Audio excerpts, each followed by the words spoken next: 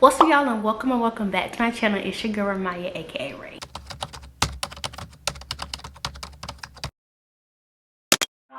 Hello stranger, it's been a minute since we last kicked it. And by the way, just got in town.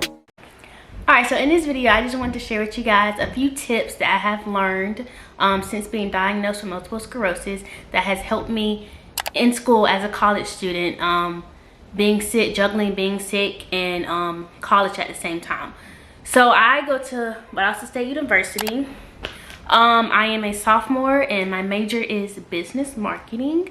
So you know, being sick and having that chronic disease or disability or anything like that is very hard to juggle with school, and I had to find, you know, a few tricks and ways to help me get through the semester, but I did. I successfully got through this semester. So I just wanted to come on here and share with you guys my tips and my ways to help you guys be successful for spring 2022. Okay, so the first thing I want to talk about that I think is very important, the most important out of really everything I'm sharing with you guys today is, I don't know if every single college has this, but I know VSU has this. It's called the Access Office, and basically the Access Office is where you go and you, like, you know, report your disability or your chronic disease, and they help you along the way through the semester. So if you know you have a doctor's appointment and you know you're gonna miss class, they, you know, make sure they tell your professor to excuse you for that day, or you need extra time on your test or your quiz or your essay, or you just need an extension on a quiz or anything like that. That's where they come in and they help you. All you have to do is get your doctor to sign, write a letter saying when you got diagnosed, what's your diagnosis, how does it affect your school, and all this and that, and they email it to the Access Office. No, you have to go to the health department, not the health department. You have to go to the and then all you have to do, what did he say?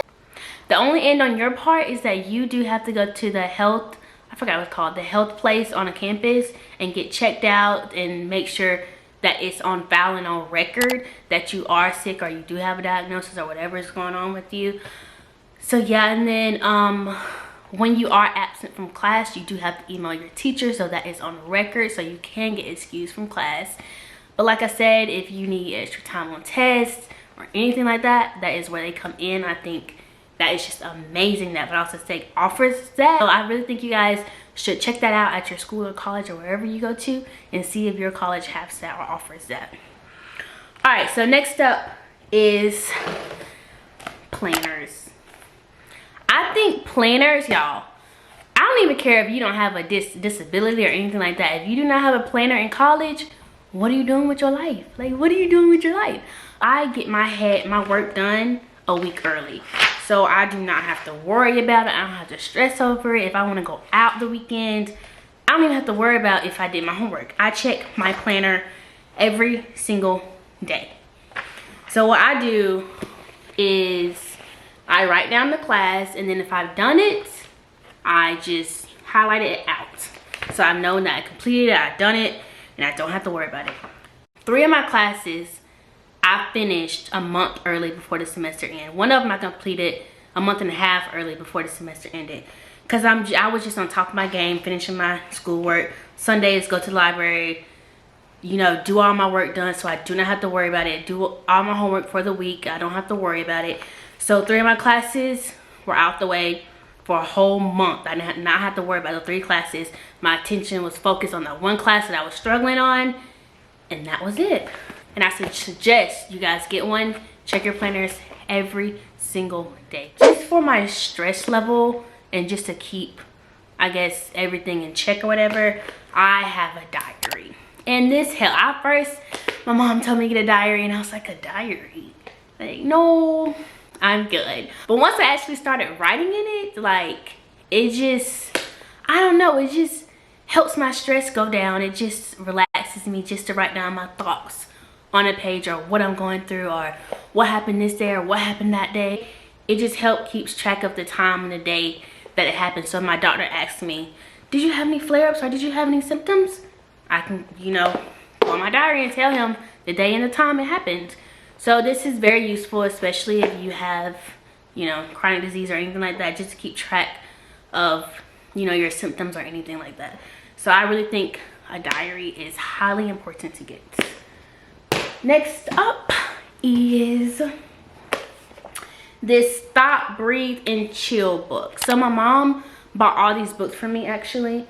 I think she gave them to me on my birthday. So this book is basically just a motivational book. It has a bunch of motivational sayings that you can read for the day. And I try to read one about once a week, or, you know, once every other day. This will be, the link for these books will be down in the description box if you guys want to check them out. On the back it says, how are you feeling today? Stressed, worried, or anxious? And it's basically just a stop, breathe, and chill. Alright, next up is this Notes to Self book. This helps so good with my anxiety, y'all. My anxiety, I have really bad anxiety. I'm not even gonna lie to y'all, I really have bad anxiety.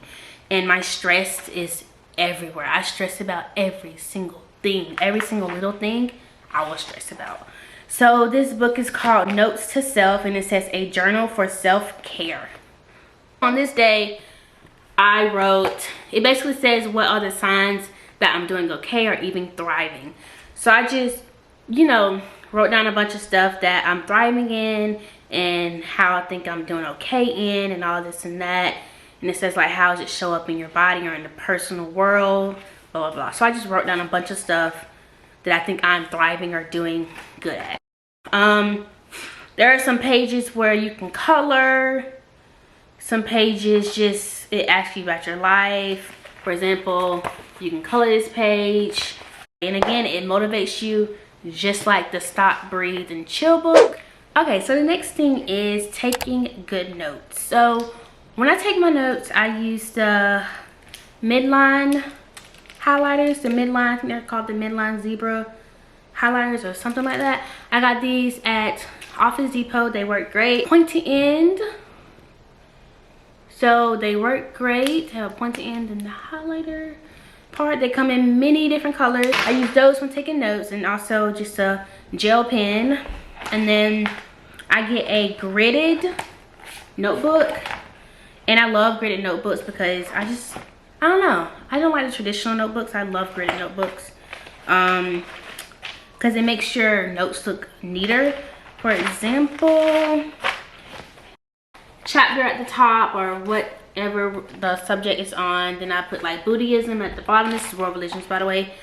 And then I just write down the notes that are important. Highlight the most important things that I need to know, like this, Medea. And then I wrote a bunch of notes and highlight the important things that I need to know for a test or something like that. And then sometimes I do like a summary of what the chapter was about and break it down so I better understand it. I would recommend, like I said, a gridded notebook. Got this from Office Depot as well. And some highlighters. You don't have to get the midliners. You can get regular highlighters, whatever fits you best. And just a pen, pencil, whatever. But if you like to keep your notes like as neat as me, I would recommend gridded notebook, midliners, and a gel pen. And that is all you need. You can get that from Office Depot, Target, I think Walmart, Amazon. Okay, so the last thing I want to talk about is just your professor. Your professors should be like your best friend. Personally, I think emailing them, like if you have a question about any quiz, test, homework assignment, emailing them is just the best way to go about it. If they offer after class sessions with like one-on-ones, you should do that. I'm filming a video. Oh, your video make me cry. Look. Hi. But the most. Oh my god. Alright, so like I was saying before, I was rudely interrupted. Staying up to date with your professor and just, you know, talking to your professor after school if she or he offers the after class time, take it, get that one-on-one time, because my professor, she offers one-on-one time to go over your essay, to critique what's wrong with it so you can get a great grade on it. Keep up to date with your professor. Tell her, ask her questions, tell her what's going on with you. I know I told my professor what's going on with me. I told her I had multiple sclerosis and, you know, blah, blah, blah. And I was having doctor's appointments and all this. I told her basically everything that's going on. And she kind of just helped me out during the semester of the best way she could. So yeah, your professor really, or your professors should really be your best friends. Alright, so that is it for today's video. Thank you guys so much for watching, as always. I really hope you guys enjoyed this video. I really hope it was informative to you guys. Maybe 2021. It's 2021, right? Yeah, 2021. I hope y'all had a great I'm sorry, right? It's 2021. I knew that. I hope y'all had a great 2021 semester. And I hope y'all have a great spring 2022. That's so weird to say, 2022. And like I always say, I'll see y'all in my next video. Peace.